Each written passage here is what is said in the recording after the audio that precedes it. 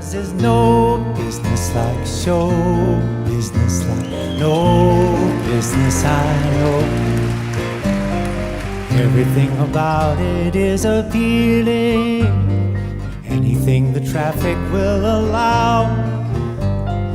Nowhere is there such a happy feeling as when you're stealing that extra bow. There is no people like show people. Violence erupting across the street from LA's Museum of Tolerance. The museum hosting a screening of the film Bearing Witness, which contains extremely graphic and violent footage of the October 7th Hamas attack on Israel. Tonight's violence broke out at the corner of Pico and Roxbury. Air 7 HD overhead as two groups of people clashed and a number of people appeared to be pepper sprayed during the confrontation. Police quickly moving in, taking some people into custody, also forming a skirmish line as they told people to leave the area and go home. Greetings one and all, Super Wednesdays here in the Holy Land, in the holy city of Elon Moreh Shechem, right next to my holy yeshiva. We are on the 21st day of the month of Cheshvan, 5746. This is really a continuation, our class last week, speaking about the Nova massacre, speaking about the October 7th Simchat Torah massacre. We are discussing memorial days for soldiers, for victims of October 7th, Holocaust museums. Is this the Jewish way? Is this the Torah way? Or is this something that is perhaps foreign to Judaism practiced over the past couple thousand years? Okay, so 6 years before, in 1945, 6 years before Israel's parliament brought a resolution to set up a memorial day for the Holocaust and for the ghetto uprisings, there was a very, very holy rabbi. His name was Rabbi Chizkiah Yosef Mishkovsky. He was a co-leader of 1,000 rabbis in Poland. He was not in charge, he was second in charge of 1,000 scholars, Jewish scholars in Poland. He was very close, Rabbi Chizkiah, he was very close with the Chafetz Chaim and Rabbi Chaim Ozer, leaders of the generation. Miraculously, he escaped from the Holocaust, came to Israel, and he saved dozens and dozens of Jews with his work when he came to the land of Israel. So, Rabbi Chizkiah Mishkovsky,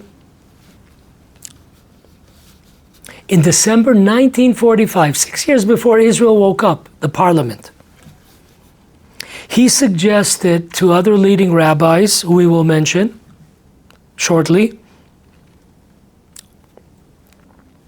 an idea that there was a need, there was a necessity to have a week, 7 days of mourning for the Holocaust, and from the next year in 1946 to have a 1 day fast every year, memorializing the Jews that perished in the Holocaust. This would be a day of a fast. Believe it or not, this fast, though it would start in the morning, not at night. It would have all the stringent laws of the 9th day of Av and of the Day of Atonement, Yom Kippur. Amazing. It would be a day of fasting, a day of prayer, and a day of change, of repentance.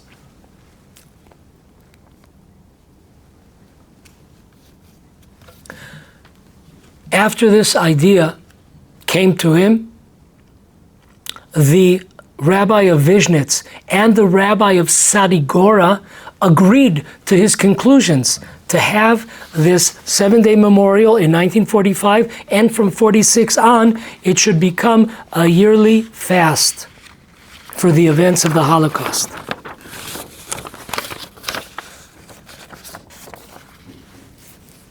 This idea was also of Rabbi Chizkiyahu Mishkovsky, was also passed on to the famous leader of the generation, Rabbi Yaakov Weinberg. He was known in his question and answer book called Chazon Ish. He was one of the leading rabbis of Germany. He was injured around the time of the Holocaust. He escaped to Switzerland. He passed away in 1966 in Switzerland. In his question and answer, Chazon Ish, he agreed with the conclusion of Rabbi Chizkiyahu to proclaim a day of fasting, prayer, charity, and repentance once a year.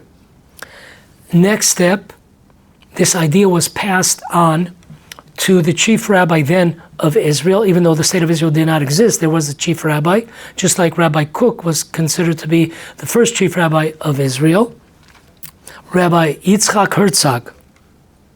He has a also question and answer. It's called Heichal Yitzchak, chapter 61. He discusses this idea. He brings in proof that just like we have a fast on the 20th day of Sivan, commemorating the Holocaust of Polish Jewry in the years 1648 and 1649.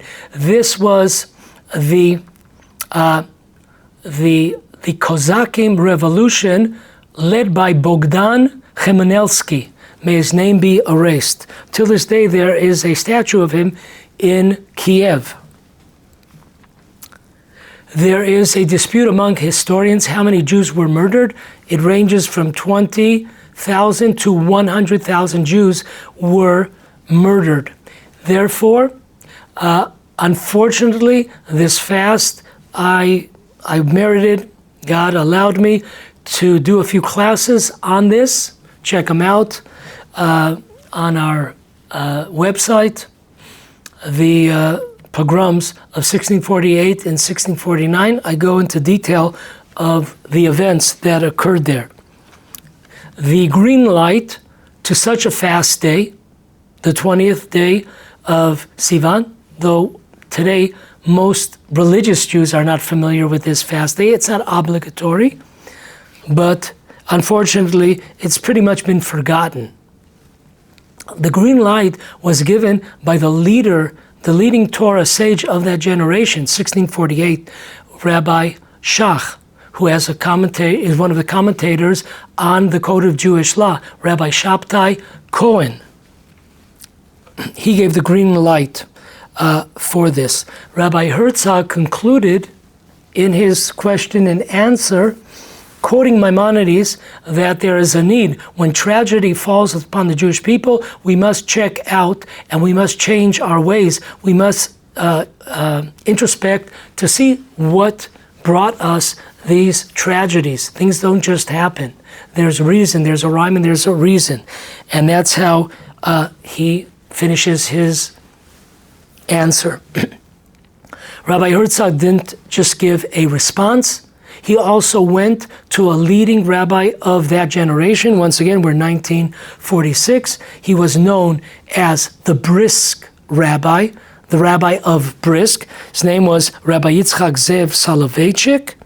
He originally was from the city of Brisk, but of course he was in Jerusalem. And Rabbi Yitzchak Herzog went to speak to the Rabbi of Brisk. He asked him what his opinion was, and this was his answer. This is amazing. Once a year, we have 45 lamentations that we say. 45. Once a year. Very difficult language. Poetic language. And he quoted, the Rabbi of Brisk quoted from one of these lamentations. This lamentation was written by a person named Rabbi Colomenes, the son of Judah, who lived in the year 1000. He was present at the first crusade when the Christians went to go up to Jerusalem to conquer Jerusalem from hands of the Muslims. So the first crusade took place in the year 1096. So Rabbi Colomenes writes, and this was quoted by heart by the Rabbi of Brisk. Amazing. Imagine what a mind he had. So Rabbi Colomenes concludes, we cannot add or establish memorial days for the various calamities that took place over our long exile.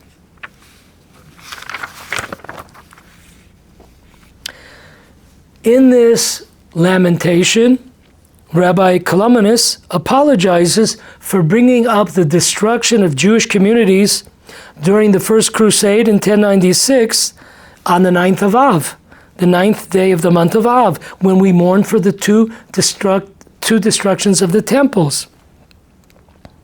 However, since we cannot establish a separate memorial day for this tragedy, this is my only opportunity, the 9th day of Av, when the two temples, the first and second temple, were destroyed in Jerusalem.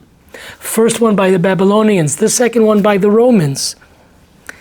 And therefore, I cannot hold myself back. But on the day of Tisha B'Av, when we're talking about the destruction of the two temples, I will add a lamentation to be recited. Another leading rabbi of the generation, the Chazon Ish, his name was Rabbi Abraham Yeshayahu Karlitz. He passed away in 1953. He lived in the city of Bnei Brak. He agreed with the words of the Rabbi of Brisk. In his writings, Chazon Ish, Volume 1, Letter 97, he writes how it is forbidden to create, to establish a new holiday, a new memorial, as we are on no level to establish such days, because when we look at the establishment of fasts, these fasts were established by prophets. These fasts were established by sages in previous generations who are 1,000,000 times greater than we are. Therefore, they were able to establish such dates. However, ourselves, we are not allowed to establish such dates. Ironically, Chazon Ish he gave a few reasons why we can't establish a memorial day for the Holocaust. One interesting idea that he wrote, he said, if we establish a fast, it will be for all generations. And the next generation that's coming up, they will definitely be a lot greater than we are. So why should they suffer because of our lackings? It's amazing how he had how he looked at coming generations, that they would be greater and they would fix the various transgressions, and therefore, why should we have them coerce them to fast for the Holocaust when they are fixing the roots of the Holocaust. Very interesting. Last but not least, the leading rabbi of America, his name was Rabbi Moshe Feinstein of blessed memory. In his question and answers, Igrot Moshe, Yoradea, 4th volume, paragraph 57, he agrees with the Chazon Ish. He explains that the source of all tragedies is the 9th day of Av, the destruction of the 2 temples in Jerusalem. This is the source of all tragedy. Whatever came after whatever has come down the pipe in the last 2,000 years is connected to the 9th day of Av, to the destruction of the temple. And therefore, there's no need to establish a new day. All tragedies, they link back, they connect to the destruction of the temple, and these are the results.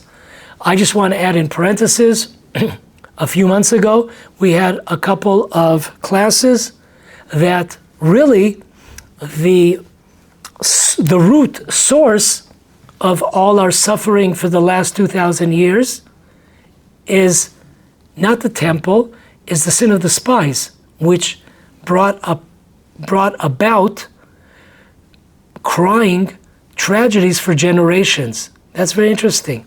The real root source is the sin of the spies of not coming up to the land of Israel, which brought upon the destruction of the first and second temple, etc., and all tragedies. So really, I link, humble opinion, the source should be linked back to the sin of the spies not coming into the land of Israel. So anyways, this idea was knocked down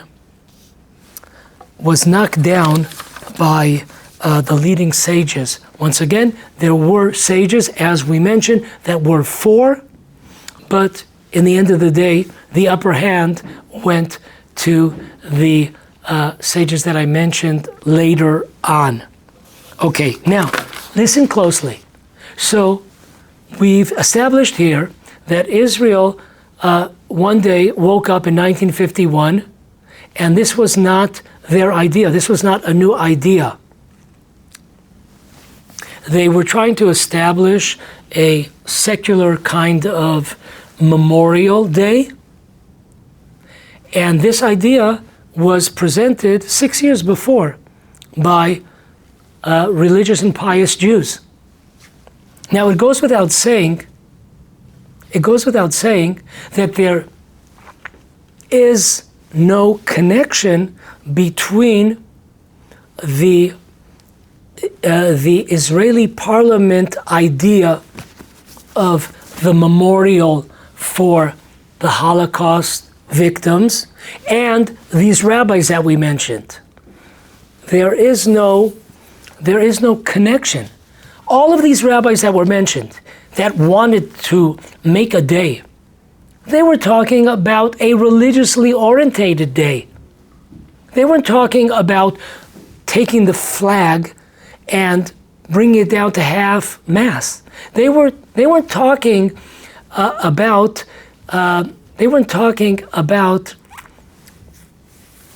having sirens and standing freezing for a minute or for 2 minutes. They weren't talking about that. This was based on Jewish principles, Jewish law, Jewish ideology. A day of fasting, a day of charity, a day of introspection, a day of change, a day of repentance. What do we look at our deeds? Where do we go wrong? And even so, that this was a religious day, that was the idea. Even so, it was turned down by the majority of scholars. And it was a religious day. It wasn't the day that Israel created. Rabbi Mordechai Eliyahu, a great sage, former chief rabbi of Israel, Sephardic rabbi of Israel, he writes there that even though we do not establish days of mourning in the joyous month of Nisan, where the Jewish people were freed from slavery from Egypt, we should have respect for this day. I mean, if there's a siren and you're in public, you should stand. So there should be a respect towards this day. But once again, understanding that there was no connection between the two ideas, the religious idea of how to create a memorial day for Holocaust victims and the secular one. Okay. In fact, it goes further. The rabbinate linked on to the fast day, the national fast day for the Jewish people, the 10th day of Tevet. They latched on to that fast day. It should be a day of remembering and saying the Kaddish prayer for those that perished in the Holocaust. The Israeli parliament, to spite this idea and not join the idea, they created a separate day in the month of Nisan. Nisan is approximately April, and the rabbinate made a special on a fast day which already has been established for thousands of years. They linked onto it, connected to it, the Holocaust memorial and waking up and praying, etc. So they created the day. The fast day was in approximately December sometime.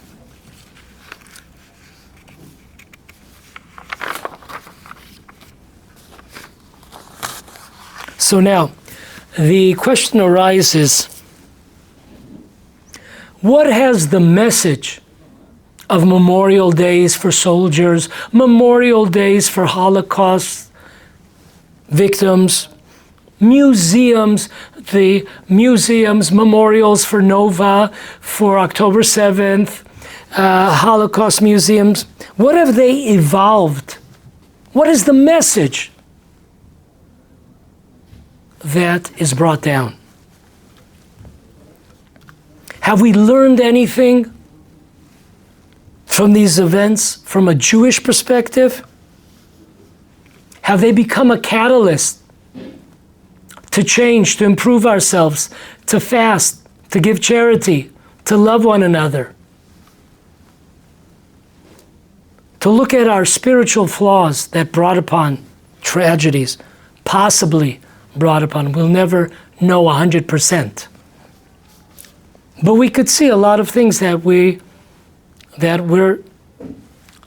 need improvement, that we messed up. Or have they become, these memorials and museums, have they become a one day in a year to become bummed out, depressed, and then move on with our lives? Similar to, in the world, there is a concept of Mother's Day. One day we take out our mother. What about 364 days? That's on a Mother's Day, Father's Day, a day without smoking, a day without our car. I heard a great line by a leading Rebbitzin, a woman who married to a rabbi. She said, in our religious community, we remember the Holocaust 364 days a year. The only day we don't remember it is on the day that the Israeli parliament declared a memorial day. That's classic. 364 days, we do remember. And this one day, making making a big deal about one day and then going on with our lives. We'll stick with the 364.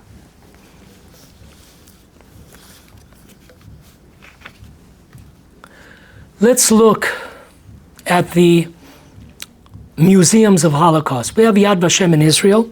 Every diplomat that comes from outside the land of Israel, when he lands in the Ben Gurion airport in Israel, he is taken to Yad Vashem.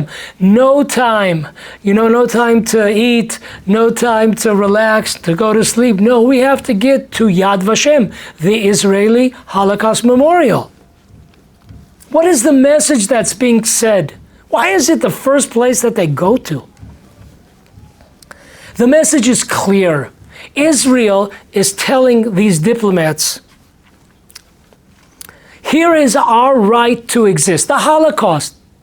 This is the key to understanding giving us the right to exist here in Israel. The Holocaust. This is the right we have to a state because of what was done to us in the Holocaust. Have mercy on us. Accept us. Leave us alone. Folks, it's amazing, disgusting. This is our right to the land of Israel because of the Holocaust? This is the right? This is our reason to exist because there was a Holocaust? And not because the land of Israel was given by God to the Jewish people and is a commandment to settle there in all generations, even during the exile? This is our title to the land of Israel? The Holocaust is the title? That is our right? The Holocaust? Who gives us the right to oppress the so-called Palestinians? Who gives us the right to so-called steal their land? The Holocaust? That's the right? That's our moral right to the land of Israel, not the Torah?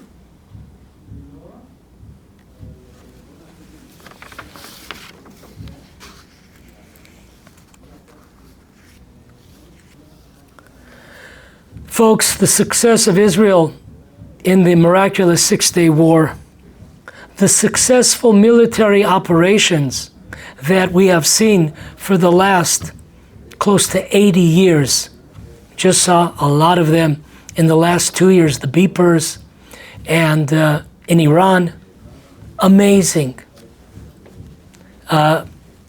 Taking out government officials in Iran, taking out Hamas officials, taking out in Lebanon.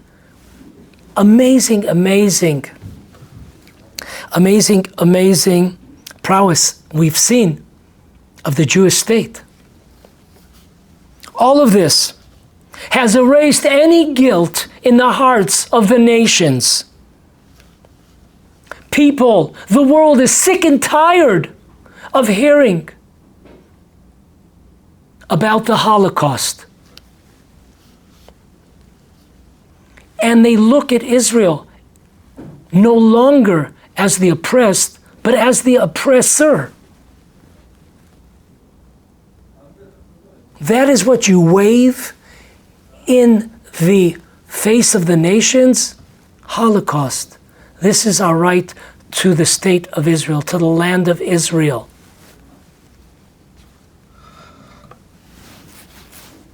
Look at Holocaust museums throughout the world. Just in America, there are 42 Holocaust museums. How much money gets poured into these? How much money goes there? What could we have done with that money? What's the message of these Holocaust museums throughout the world? Love us, pity us, have mercy on us. We pull out the victim card. We will succeed in changing the non-Jews, the Gentiles. We will turn them into people because of our suffering in the Holocaust, we will turn the nations, the Gentiles, the individuals, to have tolerance and love and stop anti-Semitism.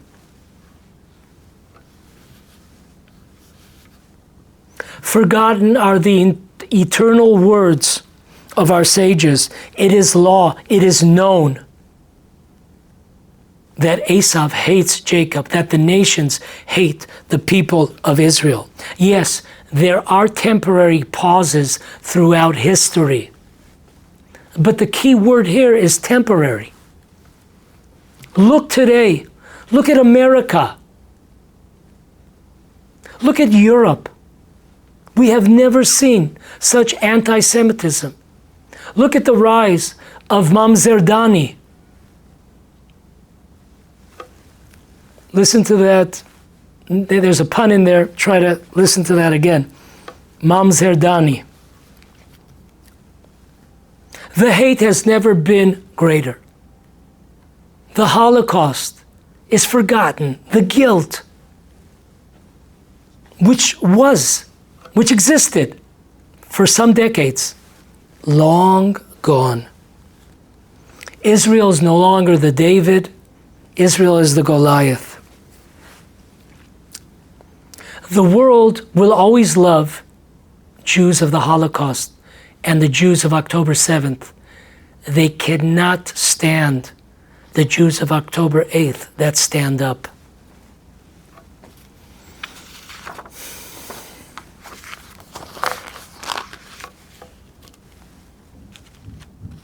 Rabbi Moshe Charlap, writes in his 20-volume books, in his book Mainei Yeshua, page 203, trying to buy the love with these Holocaust museums, trying to buy the love of the nations, of the Gentiles. Oh, have mercy, pity us, love us, tolerance for us. This is an amazing thing. I'm translating. Usually I already translated, but I just got this before the class started. So bear with me. I'm translating as I'm going.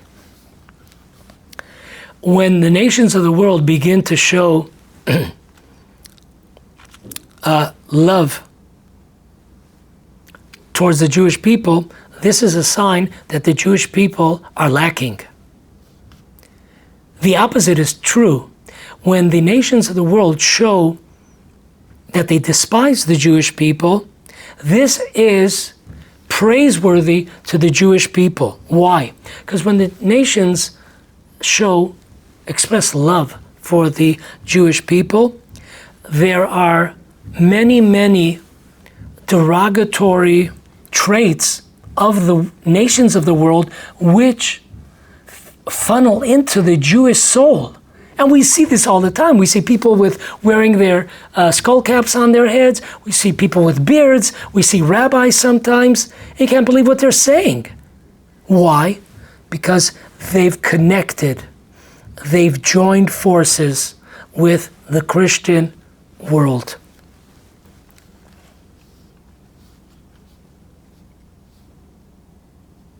But when there's hate against the Jewish people, when there's separation between the nations and the Jewish people, the wholeness and the holiness of the Jewish people will rise up,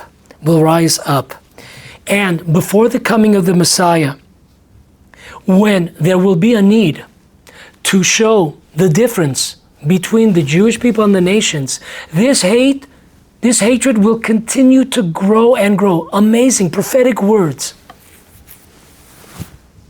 by Rabbi Moshe Charlap. The crescendo will be before the coming of the Messiah. The hate will come to amazing proportions we have not seen. Look at the statistics. Look what's happening. Look which way the wind is blowing. The Nova Memorial is no difference. It has not become a day of We mentioned in the first class, we mentioned about the dancing, the desecrating, the holy day, the holiday of Simchat Torah. We talked about the desecration of God's name. We talked about the immodest dress, love, free love. Yeah, baby, free love. We spoke about dancing around the Buddha, a repeat of the golden calf, a reset to the golden calf.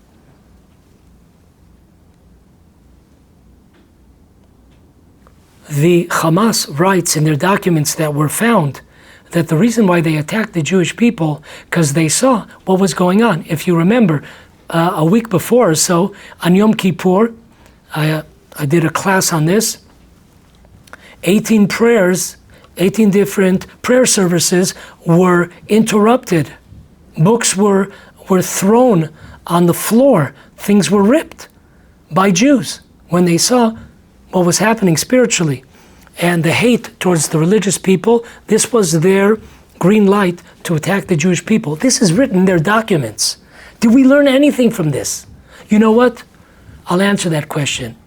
Grassroots level, there have been tens of thousands of people who have changed. Israel from the grassroots, Israel is a changed place. It's really amazing how there's been a change. Unfortunately, the leadership from that level, from that base, they're still in the same song. They're still with the same misconceptions. They're still going down the wrong avenues. Look what it's become, the Nova. It's become a place to demonstrate, stop the war against these Nazi Muslims in Gaza. We want peace, dialogue. Let's walk away. In short, defeat. Instead of the message of the Nova being erase the memory of Amalek, never forget what they've done. Let's finish. We've been going on for over 2 years. Battling who? No one. Nobody. In 1967, in 6 days. In 1 day, less than 1 day, we captured Gaza. In less than 1 day, we're 2 years there. Against who? Some ragtag terrorists.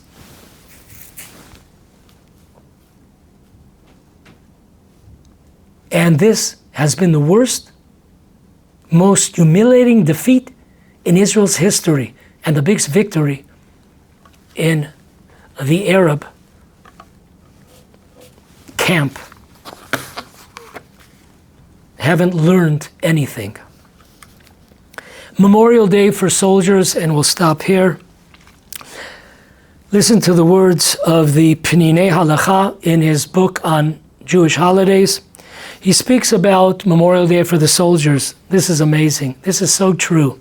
Unfortunately, Memorial Day for soldiers has turned into a nightmare. The national media and cultural centers of Israel have hijacked Memorial Day and have turned the day into a time for weakness, a time for defeat, futileness of the battle. They have presented the country with soldiers who have died without any purpose, instead of a day of strength, self-sacrifice, encouragement to follow their ways, hope, and to continue the battle of the liberation of the land of Israel and establishment of a Jewish kingdom here. It has become a day of defeat, a day of what did these idiots give their lives for? Nothing. Folks, situation, as I said, on the top is rotten. And unfortunately, they're doing a lot of bad stuff. They're creating a lot of realities. But let us pray that we, grassroots, join together and strengthen ourselves in Torah, in commandments, in prayer, and in fighting and eliminating the enemies of the Jewish people. Till next week.